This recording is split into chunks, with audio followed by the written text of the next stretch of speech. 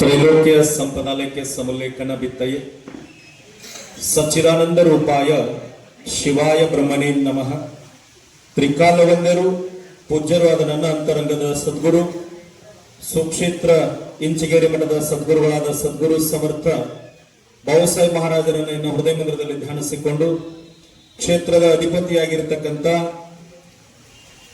ದೇವರಕೊಂಡ ಅಜ್ಜನವರನ್ನ ಎನ್ನ ಹೃದಯ ಮಂದಿರದಲ್ಲಿ ಧ್ಯಾನಿಸಿಕೊಂಡು ಹಾರುಗೇರಿ ಪಟ್ಟಣದ ಕಾಳಿಕಾದೇವಿ ದೇವಸ್ಥಾನದಲ್ಲಿ ಹಮ್ಮಿಕೊಂಡಿರುವ ಕಾರ್ಯನಿರತ ಪತ್ರಕರ್ತರ ಕ್ಷೇಮಾಭಿವೃದ್ಧಿ ಸಂಘ ಕುಡಚಿ ವಿಧಾನಸಭಾ ಮತಕ್ಷೇತ್ರದ ಪತ್ರಿಕಾ ದಿನಾಚರಣೆ ಅಂಗವಾಗಿ ಹಮ್ಮಿಕೊಂಡಿರುವ ಈ ಕಾರ್ಯಕ್ರಮದಲ್ಲಿ ಅಧ್ಯಕ್ಷತೆ ವಹಿಸಿಕೊಂಡಿರತಕ್ಕಂಥವರು ಅತ್ಯಂತ ಆತ್ಮೀಯರಾದ ಹಾರುಗೇರಿ ಪುರಸಭೆ ಉಪಾಧ್ಯಕ್ಷರು ಸನ್ಮಾನ್ಯ ಶ್ರೀ ಬಸವರಾಜ ಅರಕೇರು ಕೂಡ ಶರಣಾರ್ಥಿಗಳನ್ನು ಸಲ್ಲಿಸ್ತಾ ಅದೇ ರೀತಿಯಾಗಿ ಈ ಭಾಗದ ಜ್ಞಾನದ ನಿಧಿಗಳು ಆತ್ಮೀಯ ಗುರುಗಳಾಗಿರ್ತಕ್ಕಂಥ ಸನ್ಮಾನ್ಯ ಶ್ರೀ ಟಿ.ಎಸ್. ಒಟ್ಟುಗುಡಿ ಗುರುಗಳು ಕೂಡ ಶರಣಾರ್ಥಿಗಳನ್ನು ಸಲ್ಲಿಸ್ತಾ ಅದೇ ರೀತಿಯಾಗಿ ಈ ಭಾಗದ ಸುಪ್ರಸಿದ್ಧ ವೈದ್ಯರು ಅಧ್ಯಾತ್ಮ ಜೀವಿಗಳು ಆತ್ಮೀಯರಾಗಿರ್ತಕ್ಕಂಥ ಸನ್ಮಾನ್ಯ ಶ್ರೀ ಡಾಕ್ಟರ್ ಗಿರೀಶ್ ನಾರ್ಗೋಡ್ ಸರ್ ಅವರು ಕೂಡ ಶರಣಾರ್ಥಿಗಳನ್ನು ಸಲ್ಲಿಸ್ತಾ ಹಿರಿಯ ಪತ್ರಕರ್ತರು ಅನುಭಾವಿಗಳು ಅಧ್ಯಾತ್ಮ ಜೀವಿಗಳಾಗಿರ್ತಕ್ಕಂಥ ಸನ್ಮಾನ್ಯ ಶ್ರೀ ಯಲ್ಲಪ್ಪ ತಳವಾರು ಕೂಡ ಶರಣಾರ್ಥಿಗಳನ್ನು ಸಲ್ಲಿಸ್ತಾ ಕುರ್ಚಿ ಮಂಡಲದ ಬಿಜೆಪಿ ಅಧ್ಯಕ್ಷರಾಗಿರ್ತಕ್ಕಂಥ ಆತ್ಮೀಯರಾದ ಸನ್ಮಾನ್ಯ ಶ್ರೀ ಶ್ರೀಧರ್ ಮುಡಲಿಗರು ಕೂಡ ಶರಣಾರ್ಥಿಗಳನ್ನು ಸಲ್ಲಿಸ್ತಾ ಅದೇ ರೀತಿಯಾಗಿ ಕಾಳಿಕಾದೇವಿ ಟ್ರಸ್ಟ್ ಕಮಿಟಿಯ ಹಿರಿಯರು ಅಧ್ಯಕ್ಷರಾಗಿರ್ತಕ್ಕಂಥ ರಾಮು ಬಡಗೇರವರು ಕೂಡ ಶರಣಾರ್ಥಿಗಳನ್ನು ಸಲ್ಲಿಸ್ತಾ ಸರಳತೆ ಸಾಕಾರ ಮೂರ್ತಿಗಳು ನಡೆದಾಡುವ ಗ್ರಂಥಾಲಯವೆಂದೇ ಪ್ರಖ್ಯಾತಿಯನ್ನು ಪಡೆದಿರತಕ್ಕಂಥ ಗಂಟೆ ಗುರುಗಳು ಕೂಡ ಶರಣಾರ್ಥಿಗಳನ್ನು ಸಲ್ಲಿಸ್ತಾ ಎಲ್ಲ ಮಾಧ್ಯಮ ಮಿತ್ರರಿಗೂ ಅವರಿವರಿನದು ತಮ್ಮೆಲ್ಲರ ಪಾದಗಳಿಗೂ ಶರಣಾರ್ಥಿಗಳು. ಒಂದು ವೇಳೆ ನಾನು ಮೊದಲನೇದಾಗಿ ತಮ್ಮೆಲ್ಲರೂ ಕೂಡ ಕ್ಷಮೆಯನ್ನು ಕೇಳ್ತೀನಿ. ಯಾಕಂದ್ರೆ ಚಿಕ್ಕೋಡಿ ಒಳಗೊಂದ ರೈತ ಹೋರಾಟದ ನೀರಾವರಿ ಬದಲು ಅದಕ್ಕಾಗಿ ಅಲ್ಲೊಂದು 20,000 ರೈತರು ಸೇರಿದರೆ ನಾನು ಹೋಗಬೇಕಾಗಿತ್ತು. ಬೇರೆ ಯಾವುದೇ ಕಾರ್ಯಕ್ರಮ ಇದ್ರೆ ನಾನು ಒಪ್ಕೊಳ್ತಾ ಇರಲಿಲ್ಲ ಇವತ್ತು. ಆದರೆ ನಮ್ಮ ಭಾಗದ ನಮ್ಮ ಮಾಧ್ಯಮದವರು ಅದಕ್ಕಾಗಿ ನೀವು ಕಾರ್ಯಕ್ರಮ ಬರ್ತೀನಿ ಅಂತ ನನಗೆ ಅವ್ರು ಮೊದಲ ಹೇಳಿದ್ರು, ಜ್ಯೋತಿ ಎಸ್ ಬೆರಕ್ಷಿ ನೀವು ಹೋಗಿ ಬಿಡಕ್ಕಿರ ಗುರುಜಿ ಅಂದ್ರು. ಹೂ ಅಂದೆ. ಮತ್ತೆ ಕಾರ್ಯಕ್ರಮಕ್ಕೆ ಬಂದಿನಿ. ಸ್ವಲ್ಪ ನಾನು ಒಂದ್ 2 ನಿಮಿಷ ಮಾತಾಡಿ ಹೋಗ್ತೀನಿ. ತಮ್ಮೆಲ್ಲರಿಗೆ ಮೊದಲ ನಾನು ಕ್ಷಮೆಯನ್ನು ಕೇಳ್ತೀನಿ. ಇವತ್ತು ನಾಡಿನೊಳಗೆ ಶಾಸಕಾಂಗ, ಕಾರ್ಯಾಂಗ, ನ್ಯಾಯಾಂಗ ಅಂತ ಏನು ಕೆಲಸ ಮಾಡ್ತದ, ಪತ್ರಿಕಾ ರಂಗ, ಮಾಧ್ಯಮ ರಂಗ ಅಂತಕ್ಕಂಥದ್ದು ಬಹಳ ಮುಖ್ಯವಾಗಿರತಕ್ಕಂಥ.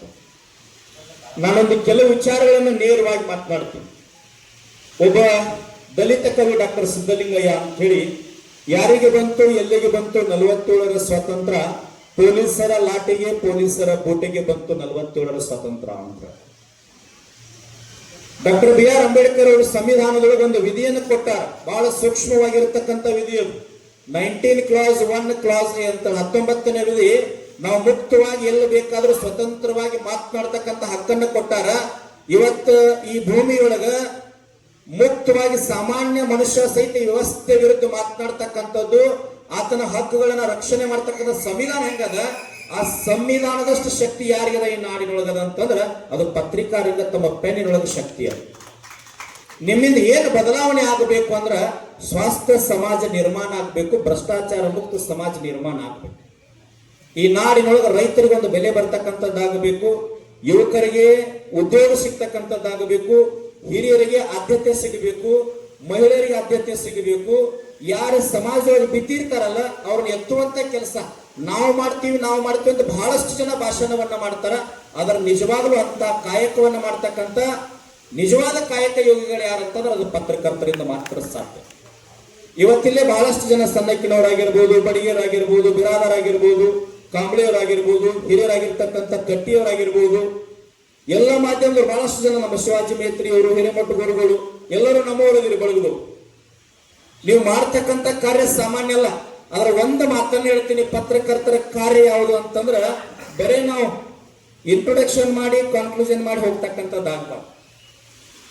ಯಾವುದೇ ವಿಷಯವನ್ನ ಕ್ರಿಟಿಸೈಸ್ ಅಂದ್ರೆ ವಿಮರ್ಶಾತ್ಮಕವಾಗಿ ಬರವಣಿಗೆ ರೂಪದೊಳಗೆ ಬರಬೇಕಾಗಿದೆ. ಇಲ್ಲಿ ನಿರ್ಮಾಣಗಳು ಕೆಲವು ವ್ಯವಸ್ಥೆ ಹೆಂಗದ ಅಂತಂದ್ರ ಯಾರ ಧ್ವನಿಯನ್ನ ಎತ್ತೋದಿಲ್ಲ, ಯಾರ ನೇರವಾಗಿ ಪ್ರಶ್ನೆ ಮಾಡೋದಿಲ್ಲ, ಅಂತ ವ್ಯಕ್ತಿಗಳನ್ನ ಇವತ್ತು ಸ್ವಾಸ್ಥ್ಯ ಸಮಾಜ ಕೆಲವು ಭ್ರಷ್ಟ ವ್ಯವಸ್ಥೆಗಳು ತುಳಿತಕ್ಕಂಥ ಕಾರ್ಯ ಇವತ್ತು ನಡೀತಾ ಇದೆ. ತಮ್ಗೆಲ್ಲ ಗೊತ್ತದ. ಅದೆಲ್ಲವನ್ನ ಮೆಟ್ಟಿ ನಿಂತು ಒಬ್ಬ ಸಾಮಾನ್ಯ ವ್ಯಕ್ತಿಗೂ ನ್ಯಾಯ ಸಿಗಬೇಕಂತಂದ್ರ ಡಾಕ್ಟರ್ ಬಿ.ಆರ್. ಅಂಬೇಡ್ಕರ್ ಹೇಳದಂಗ ಮೈ ಮ್ಯಾಗ ಹರದ ಬಟ್ಟೆ ಇರ್ಲಿ ಸಹಿತ ಕೈಯೊಳಗೆ ಗ್ರಂಥ ಇರ್ಲಿ, ಪುಸ್ತಕ ಇರ್ಲಿ ಅಂತ ಏನ್ ಹೇಳಾರಲ್ಲ, ಈ ಪೆನ್ನಿನೊಳಗೆ ಬಹಳ ಶಕ್ತಿ ಅದು. ಇವತ್ತು ರಾಜ್ಯದ KPSC ಒಳಗೊಬ್ಬ KPSC ಸಂಸ್ಥೆ ಅಧ್ಯಕ್ಷರನ್ನ ಮುಖ್ಯಮಂತ್ರಿಗಳು ಸಸ್ಪೆಂಡ್ ಮಾಡಲಿಲ್ಲ, ಅದರ ರಾಜ್ಯಪಾಲರು ಸಸ್ಪೆಂಡ್ ಮಾಡಿದ್ರು ಭ್ರಷ್ಟಾಚಾರಕ್ಕಾಗಿ. ಅದಾಗಬೇಕು ಅಂತಂದ್ರೆ ನಾವು ಮುಖ್ಯಮಂತ್ರಿಗೆ ಬೆಂಗಳೂರೊಳಗೆ ಹೋಗಿ ಮನವಿ ಕೊಟ್ಟಾಗ ತಾವೆಲ್ಲ ಮಾಧ್ಯಮದವರು ರಾಜ್ಯಾದ್ಯಂತ ವಿಸ್ತಾರ ಮಾಡಿದಾಗ ನಾವು ಹೇಳಿದೀವಿ 1,00,000 ಜನರನ್ನು ತಗೊಂಡು KPSC ಮುಂದೆ ನಿರಂತರ ಹೋರಾಟ ಮಾಡ್ತೀವಿ ಅಂತಂದಾಗ ಮೊದಲು ಬಂದದ ನಿಮ್ಮ ಮಾಧ್ಯಮಗಳು. ಆ ಮಾಧ್ಯಮದ ವಿಷಯ ಎಲ್ಲಾ ಪ್ರಸ್ತಾಪ ಆದಾಗ ರಾಜ್ಯಪಾಲರ ಗಮನಕ್ಕೆ ಬಂದಾಗ ಮುಖ್ಯಮಂತ್ರಿಗಳನ್ನು ಮೀರಿ ರಾಜ್ಯಪಾಲರು ಸಸ್ಪೆಂಡ್ ಮಾಡ್ತಾರಂದ್ರೆ ಪೆನ್ನಿಗೆ, ಪತ್ರಿಕೆಗೆ, ಮಾಧ್ಯಮಕ್ಕಂತ ಒಂದು ಶಕ್ತಿ ಇದೆ, ಅದು ನಿರಂತರವಾಗಿರ್ಬೇಕು. ಒಂದು ಮಾತನ್ನ ಹೇಳಿ ನಾನು ಮಾತು ಮುಗಿಸ್ತೀನಿ. ನಿಮ್ಮ ಕಾಯಕ ಹೆಂಗ ಗಟ್ಟಿಯಾಗಿರ್ಬೇಕು. ನಿಮ್ಮ ಕೆಲಸ ಏನು ಅಂತಂದ್ರ, ಒಂದು ಕಾಡಿನೊಳಗೆ ಒಬ್ಬ ಬ್ರಾಹ್ಮಣ ಹೊಂಟಿದ್ದ, ಮಾತನಾಡೋ ಹುಲಿ ಇತ್ತು. ಯಾರೋ ಒಂದು ಬಲಿ ಪಂಜರದೊಳಗೆ ಹುಲಿಯನ್ನು ಹಾಕಿ ಬಿಟ್ಟಿದ್ರು, ಅದು ಮಾತನಾಡ್ತಾ ಇತ್ತು. ಬ್ರಾಹ್ಮಣ ಹೋಗುವಾಗ ಹುಲಿ ಕರೀತದ, ಬ್ರಾಹ್ಮಣನಿಗೆ ನಿನ್ನ ಪುರೋಹಿತ ಇದೆಯಪ್ಪ, ಪೂಜೆ ಮಾಡ್ತಿ, ಸಾತ್ವಿಕ ಅದಿ, ಸಜ್ಜನದಿ, ನಾನು ಇದರಿಂದ ಆಚೆ ಬಿಡು ಅಂತಂದಾಗ ನಿನ್ನ ಬಿಟ್ನಿ ಅಂತಂದ್ರೆ ನಾನು ಕೊಂದು ಬಿಡ್ತಿ, ಕಡಿತಿ, ಸಾಯಿಸ್ತಿ ಅಂತೇಳಿ ಬ್ರಾಹ್ಮಣ ಹೇಳ್ದ. ಇಲ್ಲ ಅಂತಂದ ಹುಲಿ. ಏನ್ ಹೇಳ್ತು ಅಂದ್ರ, ನಾನು ಸಾಯಿಸಂಗಿಲ್ಲ, ಮಾತನಾಡು ಹುಲಿ ಅದ, ತಿಳುವಳಿಕೆ ಅದ, ಅರಿವದ, ಜ್ಞಾನದ, ನನಗೆ ನಾನು ಇನ್ನು ಕೊಲ್ಲೋದಿಲ್ಲ, ನಾನು ಬಿಟ್ಟು ಬಿಡೋದ್ರ ಉಪಕಾರ ಮರುವುದಿಲ್ಲ ಅಂತೇಳಿ ಹುಲಿ ಹೇಳ್ತು. ಪಂಜರದೊಳಗಿತ್ತು, ಕೊಂಡಿ ಹಾಕಿತ್ತು. ಅವಾಗ ಬ್ರಾಹ್ಮಣನ ಮನಸ್ಸು ಕರಗಿ ಹುಲಿಯನ್ನ ಬಿಡ್ತಾನ. ಬಿಟ್ಟ ತಕ್ಷಣ 8 ದಿನ ಪಂಜರದೊಳಗೆ ಇರ್ತಕ್ಕಂಥ ಹುಲಿ ಆಚೆ ಬಂದ ತಕ್ಷಣ ಬಿಟ್ಟಿರ್ತಕ್ಕಂಥ ಬ್ರಾಹ್ಮಣನ ಉಪಕಾರವನ್ನ ಮರೆತು ಬ್ರಾಹ್ಮಣನ ಮೈ ಮೇಲೆ ಎರಗಿ ಬಿಡ್ತದ. ಅವಾಗ ನಾನು ಮಾಡಿದ ಉಪಕಾರವನ್ನು ನೀನು ಮರೆತಲ್ಲಪ್ಪ, ನಾನು ನೀನು ಬಿಟ್ಟೆ, ನೀನು ಸಂರಕ್ಷಣೆ ಮಾಡಿದೆ, ನನ್ನ ಜೀವ ಉಳಿಸಿದೆ, ನನ್ನ ಬಿಟ್ಟು ನೀ ಬೇರೆ ಬೇಟೆಯಾಡ್ತೀನೋ ಅದ್ರ ನನ್ನ ಮ್ಯಾಗ ಯಾಕೆ ಬಂದಿ ಅಂತಂದಾಗ ಇಷ್ಟ ಅನ್ನೋದ್ರೊಳಗ ದೇವರು ಕೊಂಡಜ್ಜನಂತ ಪುಣ್ಯಾತ್ಮ ಒಬ್ಬ ಮಹಾತ್ಮರಲ್ಲಿ ಹಾದು ಹೋಗ್ತಿರ್ತಾನೆ. ಏನಾಯ್ತು ಅಂತ ಕೇಳಿದ್ರು. ಅವಾಗ ಬ್ರಾಹ್ಮಣಂದ, ಇದು ಹುಲಿ ಪಂಜರದೊಳಗಿತ್ರಿ, ನಾನಾ ಬಿಟ್ಟೆ, ಅದ್ರ ನನ್ನ ತಿನ್ಲಿಕ್ಕೆ ಬರ್ತದ, ಬಹಳ ವಿನಂತಿ ಮಾಡಿಕೊಂಡದ, ಬಹಳ ಸಾಮರಸ್ಯದಿಂದ ನಾನು ಮಾತನಾಡೋದಿದ್ದೀನಿ, ಮಾನವ ಜೀವಿ ಇದ್ದಂಗ ಅದೀನಿ, ನೀನು ತಿನ್ನಂಗಿಲ್ಲ ಅಂತ ಹೇಳಿದಾಗ ನಾ ಕೊಂಡಿ ತೆಗೆದು ಬಿಟ್ಟೇನ್ರಿ ಅಂತಂದಾಗ ದೇವರು ಕೊಂಡ ಅರ್ಜುನಂತ ಮಹಾತ್ಮ ಅಂದ, ನನಗಿದೇನು ಅರ್ಥ ಆಗ್ಲಿಲ್ಲ ಅಂತ.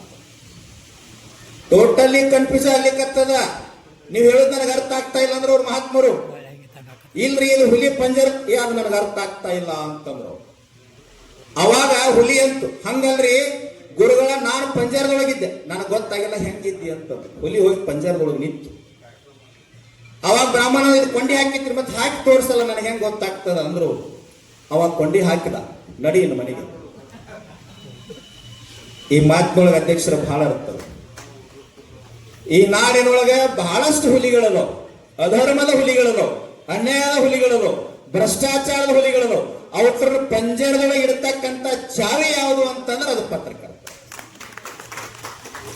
ಯಾಕಂತಂದ್ರ ನಾನು ಮೊದಲ ಕ್ರಿಟಿಸೈಸ್ ಅನ್ನೋದು ಬಹಳ ಮುಖ್ಯ ಅದ. ನಿಮ್ಮ ಬರವಣಿಗೆಯೊಳಗೆ ಒಂದು ಈ ನಾಡಿನೊಳಗೆ ಇವತ್ತು ನ್ಯಾಯ ಸಿಗ್ತಾ ಇದೆ ಅಂತಂದ್ರೆ ಸಾಮಾನ್ಯ ವ್ಯಕ್ತಿ ಗಟ್ಟಿ ಧ್ವನಿಯಾಗಿ ಸರ್ಕಾರದ ವಿರುದ್ಧ, ವ್ಯವಸ್ಥೆ ವಿರುದ್ಧ, ಅಧಿಕಾರಿಗಳ ವಿರುದ್ಧ ನ್ಯಾಯವನ್ನು ಪಡ್ಕೊಳ್ತಾ ಇದ್ದಾನಂದ್ರ ಒಂದು ಮಾತನ್ನು ಹೇಳುತ್ತೀನಿ. ಈ ಭಾಗದೊಳಗೆ ತಮಗೆ ನಾನು ವೈಯಕ್ತಿಕವಾಗಿ ಕರ್ನಾಟಕ ರಾಜ್ಯ ರೈತ ಸಂಘ, ಹಸಿರು ಸೇನೆ, ಕರ್ನಾಟಕದ 31 ಜಿಲ್ಲೆಗಳ ರೈತರ ಪರವಾಗಿ ಮೊದಲು ಈ ಭಾಗದ ಮಾಧ್ಯಮದವರಿಗೆ ನಾನು ಭಕ್ತಿಪೂರ್ವಕವಾಗಿ ಅಭಿನಂದನೆಗಳನ್ನು, ಧನ್ಯವಾದಗಳನ್ನು ಸಲ್ಲಿಸ್ತೇನೆ. ಯಾಕಂತಂದ್ರೆ ಗುರ್ಲಾಪುರಕ್ಕೆ ನಿಂತಾಗ ಯಾವುದೇ ದೊಡ್ಡ ಮಾಧ್ಯಮ 4 ದಿನ ಬರಲಿಲ್ಲ. ಬಟ್ ಈ ರಾಯಬಾಗ್ ತಾಲೂಕಿನ 2 ಮತಕ್ಷೇತ್ರದ ಪತ್ರಕರ್ತರು 24 ತಾಸು ಅಲ್ಲೇ ನಿಂತು ತಾವೆಲ್ಲ ಏನು ವರದಿಯನ್ನ ಮಾಡಿದ್ರಿ, ಸುದ್ದಿಯನ್ನ ಬಿತ್ತರಣೆ ಮಾಡಿದ್ರಿ. 4-5 ಜಿಲ್ಲೆಗಳಿಂದ ಜನ ಕೂಡ್ಲಿಕ್ಕೆ ತಾವು ಮಾಡಿರ್ತಕ್ಕಂಥ ಶ್ರಮ ಬಹಳ ಪರಿಶ್ರಮ ಅದ.